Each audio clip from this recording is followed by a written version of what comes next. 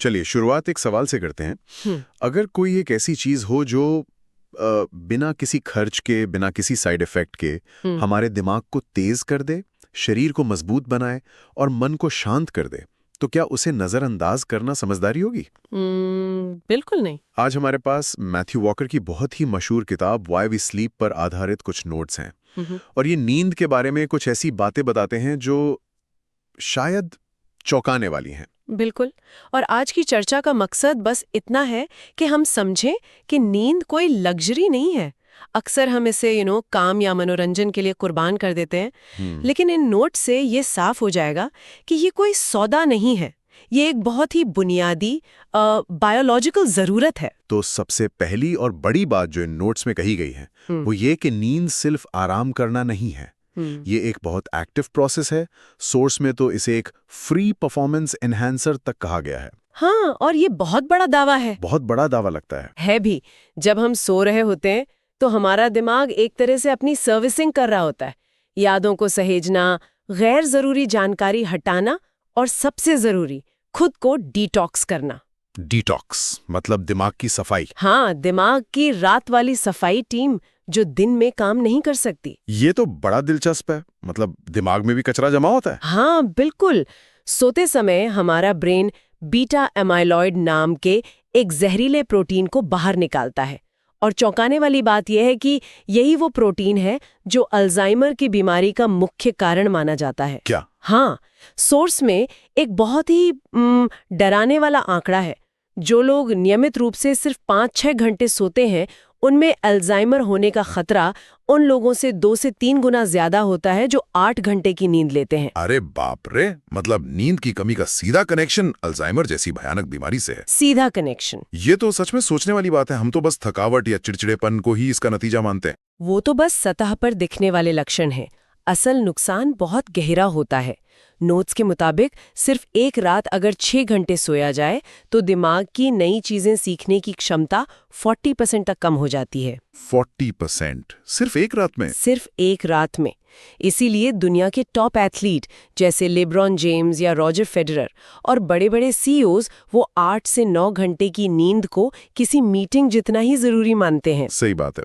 वो जानते हैं कि ये उनकी परफॉर्मेंस का राज है। एग्जैक्टली। ठीक है, तो ये तो साफ हो गया है कि नींद दिमाग के लिए कितनी जरूरी है। लेकिन क्या सारी नींद एक जैसी होती है? मतलब इस दौरान कुछ अलग अलग होता है क्या? बहुत अच्छा सवाल है। नींद कोई एक स्टेट नहीं है, इसके 2 बहुत अहम चरण हैं। पहला है नॉन रेम, या जिसे हम गहरी नींद कहते हैं, डीप स्लीप। Deep sleep. इस दौरान हमारा शरीर अपनी मरम्मत करता है, मसल्स की ग्रोथ, हड्डियों की मजबूती, ये सब। अच्छा, ये शरीर का सर्विस स्टेशन हो गया। बिल्कुल। और दूसरा है रेम नींद। रेम, जिसमें हम सपने देखते हैं। हाँ, रैपिड आई मूवमेंट। ये वो चरण है जब हम सपने देखते हैं, पर ये सिर्फ सपनों के लिए नहीं है, ये हमारे दिमाग का सॉफ्टवेयर अपडेट है। यादें मजबूत होती हैं, भावनात्मक संतुलन बनता है, क्रिएटिविटी बढ़ती है। तो एक शरीर के लिए, एक दिमाग के लिए, और दोनों में संतुलन जरूरी है। बहुत जरूरी। लेकिन हमारी रोज की आदतें इन पर कैसे असर डालती हैं? जैसे शराब के बारे में एक आम धारणा है कि इससे नींद अच्छी आती है, गहरी नींद। ये नींद से जुड़ा शायद सबसे बड़ा और सबसे खतरनाक मिथक है। अच्छा। नोट्स में साफ लिखा है, शराब 40 से 50% तक आरईएम नींद को खत्म कर देती है। 50%? हाँ, मतलब आप शारीरिक रूप से सो रहे हैं, लेकिन आपका दिमाग वो जरूरी मानसिक मरम्मत नहीं कर पा रहा। इसीलिए शराब पीकर सोने के बाद लोग अक्सर थका हुआ और चिड़चिड़ा महसूस करते हैं। सोर्स में एक बहुत शक्तिशाली लाइन है, शराब आपको बेहोश करती है, सुलाती नहीं। बेहोश करना, सुलाना नहीं। ये बहुत बड़ा फर्क है। शराब के अलावा एक और चीज है जो हमारी जिंदगी का हिस्सा है, चाय और कॉफी। उसका क्या असर होता है? कैफीन एक और बड़ा दुश्मन है, और इसकी सबसे बड़ी समस्या ये है कि ये हमारे शरीर में बहुत लंबे समय तक रहती है। कितनी देर तक? इसका असर 6 से 8 घंटे तक रह सकता है। 6 से 8 घंटे? हाँ, इसका मतलब ये हुआ कि अगर आपने दोपहर 2 बजे भी 1 कप कॉफी पी है तो उसका असर रात 10 बजे तक आपके सिस्टम में रह सकता है, और वो आपकी गहरी नींद की क्वालिटी को खराब कर देगा। और मोबाइल? सोने से ठीक पहले तक स्क्रीन देखने की आदत? उफ, वो तो आज के दौर में नींद का शायद सबसे बड़ा दुश्मन है। मोबाइल या लैपटॉप स्क्रीन से निकलने वाली जो नीली रोशनी है ना, ब्लू लाइट, वो हमारे दिमाग के लिए दिन के उजाले जैसी होती है। वो दिमाग को धोखा देती है कि अभी भी दिन है। तो फिर तो मेलाटोनिन नाम का हार्मोन बनना बंद हो जाता है। ये हमारा स्लीप हार्मोन है। अच्छा, जो शरीर को सोने का सिग्नल देता है। एग्जैक्टली। जब वो नहीं बनता तो हमें नींद आने में देरी होती है। तो एक तरफ हम सोने में देरी कर रहे हैं और दूसरी तरफ सुबह अलार्म लगाकर जबरदस्ती उठ रहे हैं। बिल्कुल, डबल अटैक। ये तो शरीर के साथ ज्यादती है। और अलार्म क्लॉक के बारे में भी नोट्स में एक चौंकाने वाली बात है। वो क्या?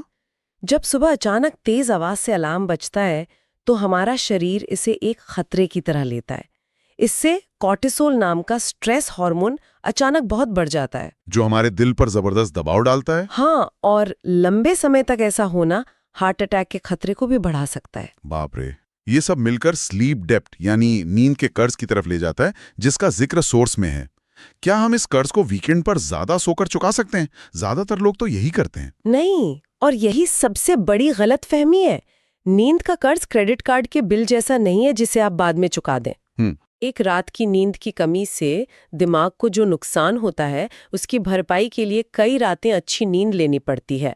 वीकेंड पर ज्यादा सोना आपकी बॉडी क्लॉक को और बिगाड़ देता है। ठीक है, तो हमने समस्याएं तो बहुत गिना दी, अब समाधान पर आते हैं। अगर किसी को अपनी नींद की क्वालिटी सुधारनी है तो सबसे जरूरी कदम क्या होना चाहिए? सबसे पहला, सबसे जरूरी और सबसे शक्तिशाली नियम है एक तय शेड्यूल। रोज एक ही समय पर सोना और एक ही समय पर उठना, वीकेंड पर भी। हाँ, ये सुनने में बोरिंग लग सकता है, लेकिन हमारा शरीर एक रूटीन पर ही सबसे अच्छा काम करता है।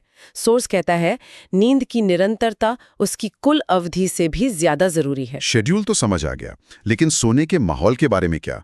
सोर्स में बेडरूम को स्लीप टेम्पल यानी नींद का मंदिर बनाने की बात कही गई है। हाँ, इसका मतलब है कि आपका बेडरूम सिर्फ सोने के लिए होना चाहिए और 3 चीजें बहुत जरूरी है: अंधेरा, ठंडक और शांति। अंधेरा, ठंडक और शांति। कमरा इतना अंधेरा हो कि आपको अपना हाथ भी ना दिखे। तापमान 18 से 22 डिग्री सेल्सियस के बीच सबसे अच्छा माना जाता है। कई लोग इन सब झंझटों से बचने के लिए नींद की गोली ले लेते हैं। क्या ये एक अच्छा विकल्प है? सोर्स के मुताबिक ये एक बहुत खतरनाक विकल्प है। खतरनाक? हाँ, नींद की गोलियां प्राकृतिक नींद नहीं देती। वो दिमाग के उन हिस्सों को बंद कर देती हैं जो हमें जगाए रखते हैं। ये एक तरह की बेहोशी है। तो फिर वो दिमाग की सफाई वाला काम नहीं हो पाता होगा? बिल्कुल नहीं हो पाता, और इनकी लत लगने का खतरा बहुत ज्यादा होता है। अभी तक हमने दिमाग की बात की, लेकिन नींद का असर तो पूरे शरीर पर भी होता होगा। खासकर टीनेजर्स के बारे में सोर्स में कुछ दिलचस्प बताया गया है। हाँ, और ये हर पेरेंट के लिए जानना बहुत जरूरी है। टीनेजर्स का जो स्लीप साइकिल है, उनकी बायोलॉजिकल क्लॉक वो कुदरती तौर पर बाकियों से अलग होती है। अच्छा, कैसे? उनका दिमाग देर से मेलेटोनिन रिलीज करता है, इसलिए उन्हें स्वाभाविक रूप से देर से नींद आती है और वो देर से उठना चाहते हैं। तो वो आलसी नहीं है? नोट्स में साफ लिखा है वो आलसी नहीं है, बायोलॉजिकल है। ये तो हर घर की कहानी है। इसका मतलब स्कूलों का सुबह 7 या 8 बजे शुरू होना उनके सीखने की क्षमता के खिलाफ है? बिल्कुल, ये उनके दिमाग के खिलाफ काम करने जैसा है। और यही बायोलॉजिकल कनेक्शन वजन घटाने पर भी लागू होता है। वजन घटाना और नींद, इसका क्या कनेक्शन है? ये थोड़ा चौंकाने वाला है। कनेक्शन बहुत सीधा है। नोट्स में एक हैरान करने वाला फैक्ट है। अगर आप डाइटिंग पर हैं और 8 घंटे की नींद लेते हैं तो आपका जो भी वजन कम होगा वो ज्यादातर फैट से होगा। ठीक है। लेकिन अगर आप सिर्फ 5 घंटे की नींद लेते हैं तो आपके वजन घटने का 70% हिस्सा आपकी मसल से आएगा, फैट से नहीं। क्या मतलब डाइट और जिम करने के बावजूद अगर नींद पूरी ना हो तो हम फैट की जगह अपनी कीमती मसल्स गंवा रहे हैं? हाँ, बिल्कुल। पर ऐसा क्यों होता है? इसका कारण हार्मोन्स है। जब हम कम सोते हैं तो हमारे शरीर में ग्रेलिन नाम का भूख बढ़ाने वाला हार्मोन बढ़ जाता है और लेप्टिन नाम का हार्मोन जो हमें बताता है कि पेट भर गया है वो घट जाता है। वो नतीजा ये होता है कि हम ज्यादा खाते हैं? हाँ, ज्यादा खाते हैं, खासकर मीठा और जंक फूड, और आपका शरीर फैट को पकड़ कर रखता है। तो शायद यही वजह है कि एथलीट्स नींद को इतना महत्व देते हैं। बिल्कुल। एक और हार्मोन है, ग्रोथ हार्मोन। इसका 95% हिस्सा गहरी नींद में ही निकलता है। यही हार्मोन मसल्स की रिकवरी और ग्रोथ के लिए जिम्मेदार है। अच्छा। कम नींद का मतलब है कम ग्रोथ हार्मोन, कम टेस्टोस्टेरोन और कमजोर रिकवरी।